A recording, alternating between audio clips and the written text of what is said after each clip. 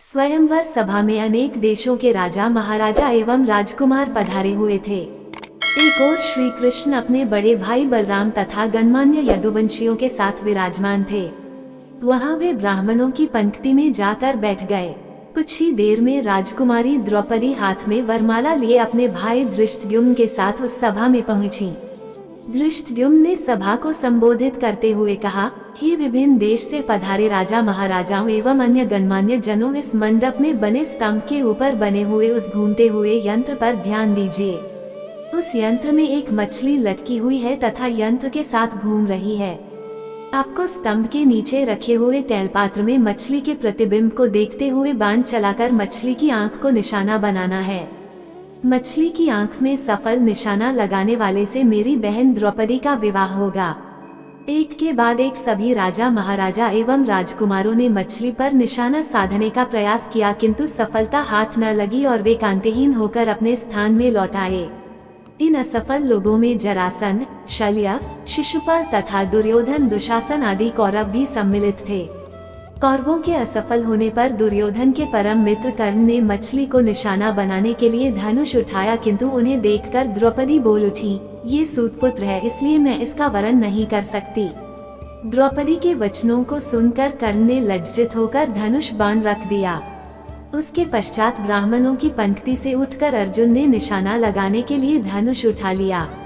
एक ब्राह्मण को राजकुमारी के स्वयंवर के लिए उद्यत देख वहां उपस्थित जनों को अत्यंत आश्चर्य हुआ, किंतु ब्राह्मणों के क्षत्रियों से अधिक श्रेष्ठ होने के कारण से उन्हें कोई रोक न सका। अर्जुन ने तैलपात्र में मछली के प्रतिबिंब को देखते हुए एक ही बाण से मछली की आंख को भेद दिया। द्रौपदी ने आगे बढ़कर अर्जुन के गले में वरमाला डाल दिया। एक ब्राह्मण के गले में द्रौपदी को वरमाला डालते देख समस्त क्षत्रिय राजा महाराजा एवं राजकुमारों ने क्रोधित होकर अर्जुन पर आक्रमण कर दिया। अर्जुन की सहायता के लिए शेष पांडव भी आ गए और पांडवों तथा क्षत्रिय राजाओं में घमासान युद्ध होने लगा। श्री कृष्ण ने अर्जुन को पहले ही पहचान लिया था, इसलिए उन्होंने बीच बचाव करके युद्ध को शांत करा दिया। दुर्योधन ने भी अनुमान लगा लिया कि निशाना लगाने वाला अर्जुन ही रहा होगा और उसका साथ देने वाले शेष पांडव रहे होंगे। वारणावत के लाक्षागृह से पांडवों के बच निकलने पर उसे अत्यंत आश्चर्य होने लगा। पांडव द्रौपदी को साथ लेकर वहां पहुंचे जहां वे अपनी माता कुंती के साथ निवास कर रहे थे। द्वार से ही अर्जुन ने पुकारकर अपनी माता से कहा, माते, आज हम लोग आपके लिए एक अद्भुत भिक्षा लेकर आए हैं। उस पर कुंती ने भीतर से ही कहा, पुत्रों, तुम लोग आपस में मिल बांट उसका उपभोग कर लो। बाद में ये ज्ञात होने पर कि भिक्षा वधु के रूप में है, कुंती को अत्यंत पश्चाताप हुआ, किंतु माता के वचनों को सत्य सिद्ध करने के लिए कुंती ने पांचों पांडवों को पति के रूप में स्वीकार कर लिया। पांडवों के द्रौपदी को साथ लेकर अपने निवास पर पहुंचने के कुछ काल पश्चात उनके पीछे पीछे कृष्ण भी वहां पर आ पहुंचे। कृष्ण ने अपनी बुआ कुंती के चरण स्पर्श करके आशीर्वाद प्राप्त किया और सभी पांडवों से गले मिले। औपचारिकताएं पूर्ण होने के पश्चात युधिष्ठिर ने कृष्ण से पूछा, हे द्वारिकाधीश, आपने हमारे इस अज्ञातवास में हमें पहचान कैसे लिया? कृष्ण ने उत्तर दिया, भीम और अर्जुन के पराक्रम को देखने के पश्चात भला मैं आप लोगों को कैसे न पहचानता। सभी से भेंट मुलाकात करके कृष्ण वहां से अपनी नगरी द्वारिका चले गए। फिर पांचों भाइयों ने भिक्षावृत्ति से भोजन सामग्री एकत्रित किया और उसे लाकर माता कुंती के सामने रख दिया।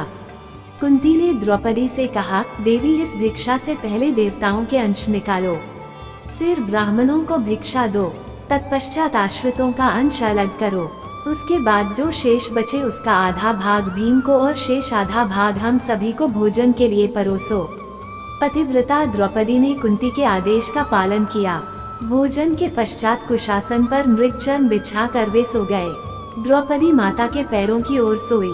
द्रौपदी के स्वयंवर के समय दुर्योधन के साथ ही साथ द्रुपद, धृष्टद्युम्न एवं अनेक अन्य लोगों को संदेह हो गया था कि वे ब्राह्मण पांडव ही हैं। उनकी परीक्षा करने के लिए द्रुपद ने धृष्टद्युम्न को भेजकर उन्हें अपने राजप्रासाद में बुलवा लिया। राजप्रासाद में द्रुपद एवं धृष्टद्युम्न ने पहले राजकोष को दिखाया, किंतु पांडवों ने वहां रखे रत्नाभूषणों तथा रत्न माणिक्य आदि में किसी प्रकार की रुचि नहीं दिखाई।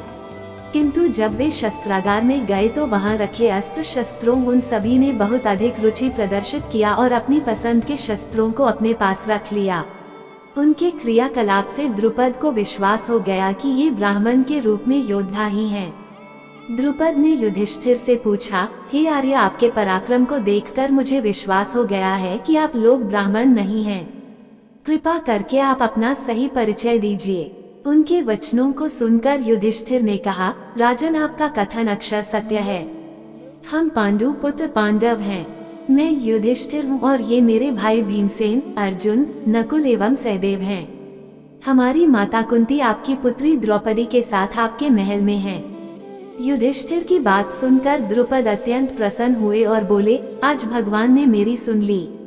मैं चाहता था कि मेरी पुत्री का विवाह पांडु के पराक्रमी पुत्र अर्जुन के साथ ही हो। मैं आज ही अर्जुन और द्रौपदी के विधिवत विवाह का प्रबंध करता हूँ। इस पर युधिष्ठिर ने कहा, राजन, द्रौपदी का विवाह तो हम पांचों भाइयों के साथ होना है। ये सुनकर द्रुपद आश्चर्यचकित हो गए और बोले, ये कैसे संभव है? एक पुरुष की अनेक पत्नियां अवश्य हो सकती हैं, किंतु एक स्त्री के 5 पति हों ऐसा तो न कभी देखा गया है और न सुना ही गया है। युधिष्ठिर ने कहा, राजन, न तो मैं कभी मिथ्या भाषण करता हूँ और न ही कोई कार्य धर्म या शास्त्र के विरुद्ध करता हूँ। हमारी माता ने हम सभी भाइयों को द्रौपदी का उपभोग करने का आदेश दिया है और मैं माता की आज्ञा की अवहेलना कदापि नहीं कर सकता। इसी समय वहां पर वेदव्यास जी पधारे और उन्होंने द्रुपद को द्रौपदी के पूर्व जन्म में तपस्या से प्रसन्न होकर शंकर भगवान के द्वारा 5 पराक्रमी पति प्राप्त करने के वर देने की बात बताई।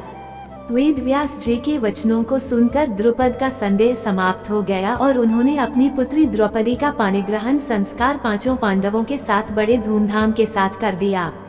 इस विवाह में विशेष बात ये हुई कि देवर्षि नारद ने स्वयं पधारकर द्रौपदी को प्रतिदिन कन्यारूप हो जाने का आशीर्वाद दिया। पांडवों के जीवित होने तथा द्रौपदी के साथ विवाह होने की बात तेजी से सभी ओर फैल गई। हस्तिनापुर में इस समाचार के मिलने पर दुर्योधन और उसके सहयोगियों के दुख का पारावार न रहा। वे पांडवों को उनका राज्य लौटाना नहीं चाहते थे, किंतु भीष्म, विदुर, द्रोण आदि के द्वारा धृतराष्ट्र को समझाने तथा दबाव डालने के कारण उन्हें पांडवों को राज्य का आधा हिस्सा देने के लिए विवश होना पड़ गया। विदुर पांडवों को बुला लाए। धृतराष्ट्र, द्रोणाचार्य, कृपाचार्य, विकर्ण, चित्रसेन आदि सभी ने उनकी अगवानी की और राज्य का खांडव वन नामक हिस्सा उन्हें दे दिया गया। पांडवों ने उस खांडव वन में एक नगरी की स्थापना करके उसका नाम इंद्रप्रस्थ रखा तथा इंद्रप्रस्थ को राजधानी बनाकर राज्य करने लगे। युधिष्ठिर की लोकप्रियता के कारण कौरवों के राज्य के अधिकांश प्रजाजन पांडवों के राज्य में आकर बस गए।